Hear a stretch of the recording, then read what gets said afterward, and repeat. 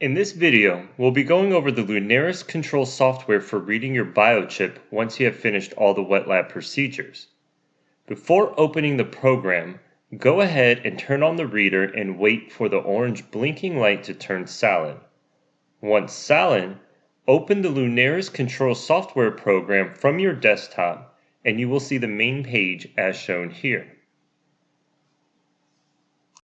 For reading, open the stage from the front of the reader or by clicking the eject button icon within the software. Once the stage is ejected, place the frame along with your biochip onto the stage and close the stage. Just remember to make sure your biochip is seated correctly and flush to avoid reading errors. Next, you have two options for reading: standard scan and custom scan. Go ahead and select the standard scan option and a window will prompt for saving your file and destination.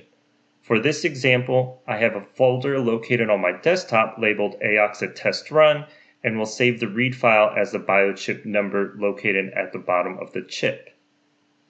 Once finished, select save and then press start to initiate this scan. You will now see a series of system checks take place.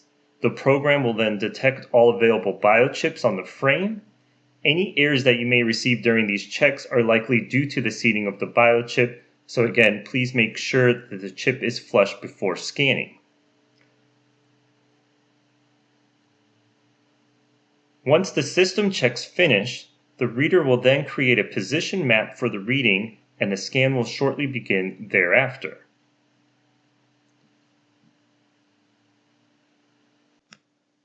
Once the scan starts, you will see real-time imaging for each well, including a bright field image as well as a fluorescent image.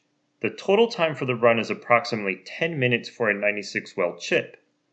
For time purposes, we won't go through the full scan, but once the scan is complete, you will see a prompt noting the completion.